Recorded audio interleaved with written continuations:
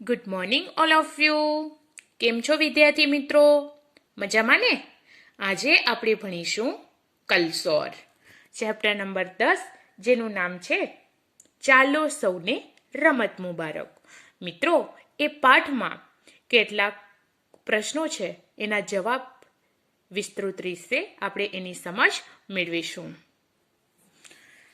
પહેલો પ્રશ્ન છે, બિલેને કઈ રમત બહુ ગમતી હતી? તો બિલેને ચોર સિપાઈની રમત ખૂબ ગમતી હતી. તેને ક્રિકેટની રમત પણ બહુ ગમતી. બીજું, વાર્તામાં કયા કયા પક્ષીના નામ છે? તો વાર્તામાં મોર, કબૂતર, કાકા કૌવા અને ચકલીના નામ છે.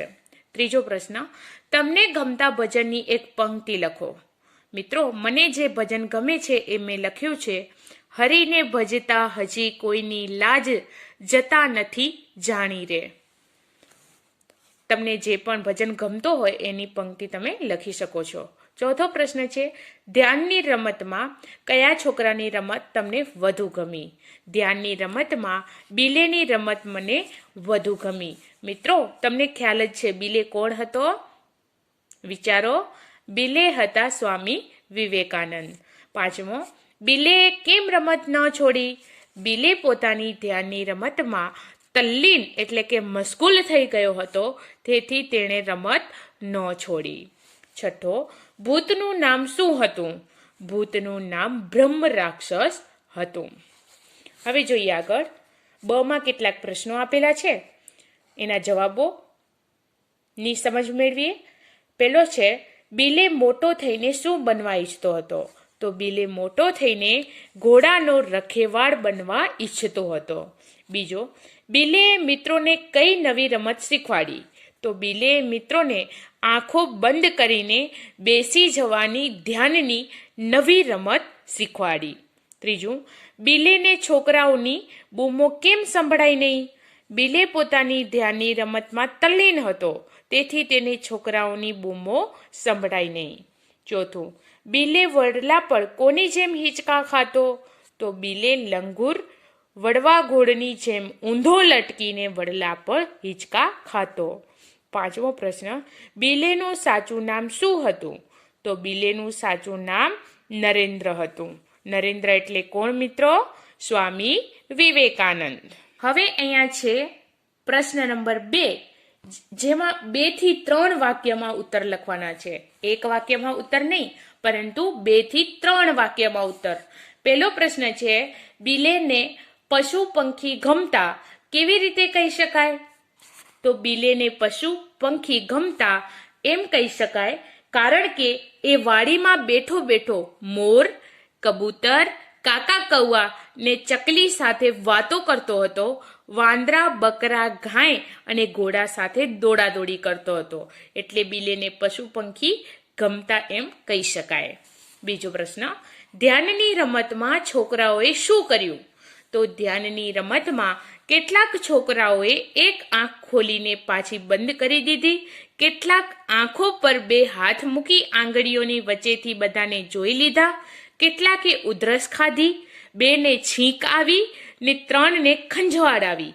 એમ કરતા કરતા કેટલાક મિત્રો ખસી ગયા અને રમતમાંથી નીકળી ગયા.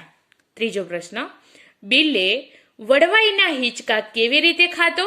તો બિલે એટલે કે નરેન્દ્ર વડલા પર ચડતો, એની ડાળી પર પગ ભરાવીને પછી શરીર નીચે લટકાવીને લંગૂર અને વડવા ઘોડની જેમ ઊંધો લટકીને હિંચકા ખાતો.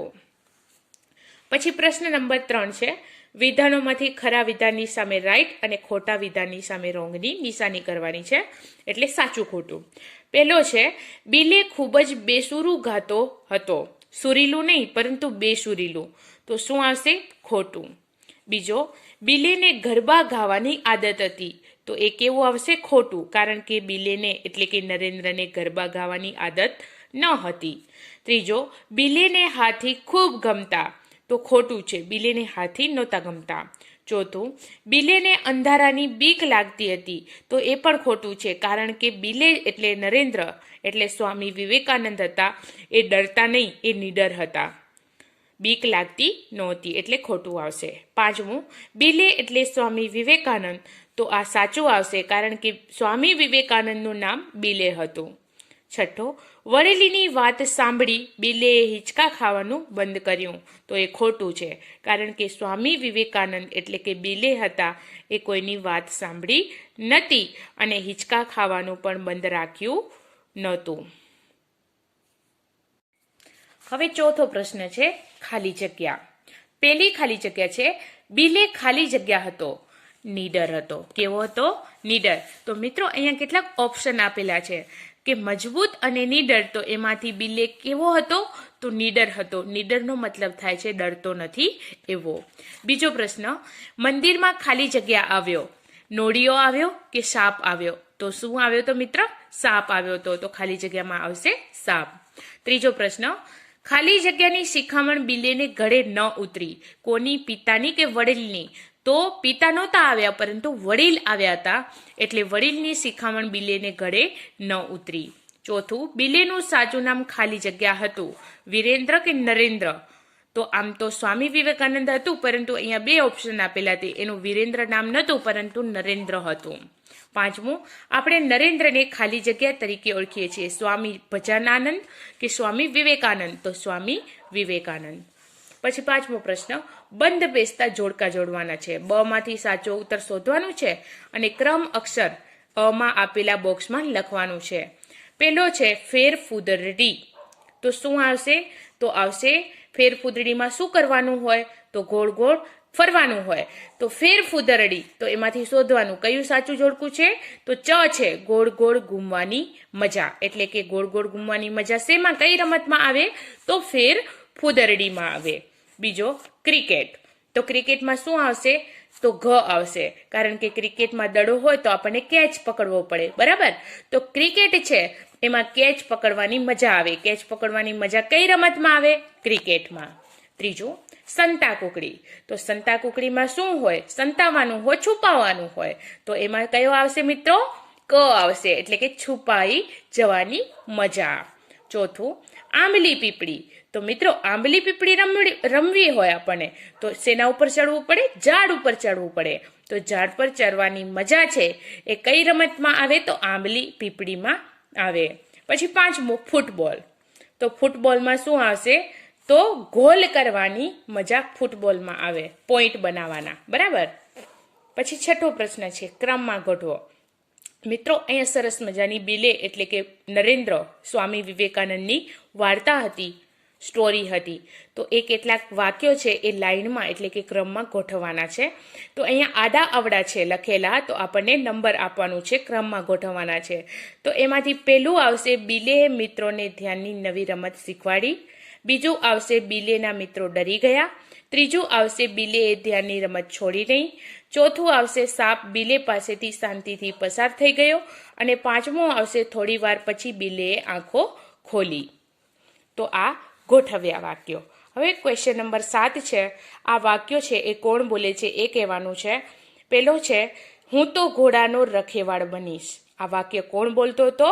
બિલે એટલે કે બાળ નરેન્દ્ર એટલે કે સ્વામી વિવેકાનંદ બોલતા હતા.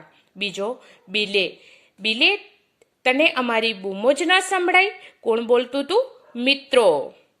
ત્રીજો, અરે આ ઝાડ પર તો બ્રહ્મ રાક્ષસ નામનું ભૂત રહે છે, એવું કોણે કીધું હતું? કોણ બોલે છે આ વાક્ય? તો વડીલ બોલે છે. ચોથો, ભૂત આવશે તો હું એને પણ મારા ભેગો હિંચકા ખવડાવીશ. તો આ બિલે એટલે કે બાળ નરેન્દ્ર વાક્ય બોલતા હતા. હવે પ્રશ્ન નંબર અહીંયા 8 છે. ચિત્ર જોવાના છે અને પ્રશ્નોના જવાબ લખવાના છે, ચિત્ર આધારિત. મિત્રો આ ચિત્ર તમે જુઓ છો એના આધારિત તમને ખબર જ પડી જાય આ ચિત્ર શેનું છે. તો એના ઉપરથી કેટલાક પ્રશ્નો આપેલા છે તો આપણે એની ચર્ચા કરીશું. પહેલો પ્રશ્ન છે, આ ચિત્ર ક્યાંનું હોય એવું લાગે છે? તો આ ચિત્ર બગીચાનું હોય એવું લાગે છે કારણ કે બગીચામાં છોકરા રમતા હોય, દડાથી લપસણી ખાતા હોય, હિંચકા ખાતા હોય, સરસ મજાના ઝાડવા પણ હોય, બરાબર? બેસવા માટેનો ઓટલો હોય. તો આ બધું છે એ બગીચામાં આપણને જોવા મળે. બીજું ચિત્ર આપણે કહીએ પ્રશ્ન કે ચિત્રમાં કુલ કેટલા બાળકો છે? તો ચિત્રમાં કુલ 8 બાળકો છે. તમને દેખાય, તમે ગણી શકો છો. 1, 2, 3, 4, 5, 6, 7 ને 8. 3. ચિત્રમાં બાળકો શું કરી રહ્યા છે? તો ચિત્રમાં બાળકો રમી રહ્યા છે. 4. બાળકો કઈ કઈ રમતો રમી રહ્યા છે? બાળકો હિંચકા ખાવાની, લપસણી, દડો રમવાની, ગલુડિયા સાથે દોડવાની અને રમકડા સાથે રમવાની રમતો રમી રહ્યા છે. 5. આમાંથી કઈ રમત તમને સૌથી વધુ ગમે છે? તો આમાંથી મને હિંચકા ખાવાની રમત સૌથી વધુ ગમે છે. 6. એ રમત કઈ રીતે રમાય? તો એ રમત હિંચકા પર બેસીને રમાય. 7મો પ્રશ્ન છે, છેલ્લે આ રમત તમે ક્યારે રમ્યા હતા? તો છેલ્લે આ રમત હું ગઈકાલે રમી હતી. 8મો પ્રશ્ન, તમે કયા રમો છો? તો હું નિશાળમાં, ઘરમાં, શેરીમાં, બગીચામાં રમું છું. 9મો, તમે એકસાથે કેટલા દોરડા કૂદ લગાવી શકો છો? તો હું મારી વાત કરું તો હું એકસાથે 20 થી 30 દોરડા કૂદી શકું. હવે તમારો એ પ્રશ્ન હોય કે તમે કેટલા દોરડા કૂદી શકો, તો તમારા ગમતા એ તમે જેટલા દોરડા કૂદી શકો છો એટલા તમે એનો જવાબ લખી શકો છો. અહીંયા મારી વાત કરું તો હું એકસાથે 20 થી 30 દોરડા કૂદી શકું છું. બરાબર. હવે અહીંયા ક્વેશ્ચન નંબર 9 છે, એ શું છે? તો વાતચીત એટલે કે મૌખિક પ્રશ્નોના જવાબ છે એ આપવાના છે.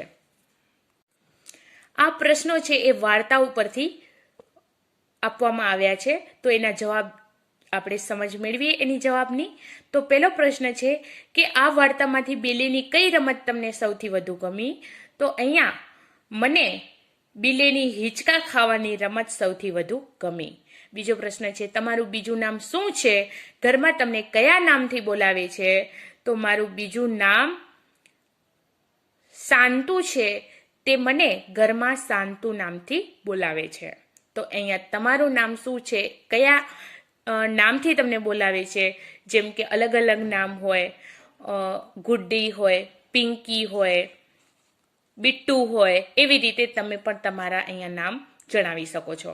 ત્રીજું, ઘરે તમે એકલા રમો છો કે કોની સાથે રમો છો? તો ઘરે હું મારા પડોશમાં રહેતા મારા મિત્ર સાથે હું રમું છું, જેમ કે બેનપણી હોય, ફ્રેન્ડ એટલે છોકરો હોય, તો એ તમે તમારી રીતે પણ એ જવાબ લખી શકો છો. ચોથું, તમને કઈ રમત રમવાનું ખૂબ ગમે છે? તો હું મારી વાત કરું તો મને ખોખો રમવાનું ખૂબ ગમે છે. 5મું, તમે કેવા તોફાન કરો છો? તો અહીંયા તમે કેવા તોફાન કરો છો એ જણાવી શકો છો, કારણ કે અમે મોટા છીએ, અમે કોઈ તોફાન કરતા નથી. 6, તમને મન ફાવે તે કરવાનું કહેવામાં આવે તો તમે શું કરો? અહીંયા તમારી રીતે તમારા મંતવ્યો દેવાના છે કે મને મન ફાવે તો કરવાનું કહેવામાં આવે તો હું ટીવી પર કાર્ટૂન જોયા કરું, બેનપણીઓ સાથે રમ્યા કરું. હવે અહીંયા આગળ છે કે તમને વડીલો કઈ શિખામણ આપે છે? તો ભણવા બેસ, વહેલી ઉઠ, મોબાઈલ મૂકી દે, આખો દિવસ ટીવી ના જો, નિશાળનું ઘરકામ કર, ઈજા થાય તેવી રમત ન રમ, એવી બધી વડીલો શિખામણ આપતા હોય છે. 8મો પ્રશ્ન, તમારા ગમતા ખેલાડીનું નામ? તો મારા ગમતા ખેલાડીનું નામ છે સચિન તેંડુલકર. 9મું, તમને કઈ જગ્યાએ હિંચકા ખાવાનું ગમે છે? તો હું મારી વાત કરું તો મને બગીચામાં હિંચકા ખાવાનું ગમે છે. આ ઉપરાંત ઘરમાં પણ હિંચકો હોય, ઝૂલો હોય તો ત્યાં પણ મને હિંચકા ખાવાનું ગમે છે. 10મો પ્રશ્ન, તમને શાની બીક લાગે છે અને ક્યારથી? તો હું કહું કે હું એકલી આવતી હોઉં ત્યારે મારી પાછળ કૂતરું દોડ્યું હોય, ભસ્યું હોય, ત્યારથી મને કૂતરાની બીક લાગે છે. તો મિત્રો, અહીંયા સુધીના આપણે પ્રશ્નોની સમજ મેળવી. આગળની સમજૂતી આપણે આગળના વિડીયોમાં મેળવીશું. Thank you.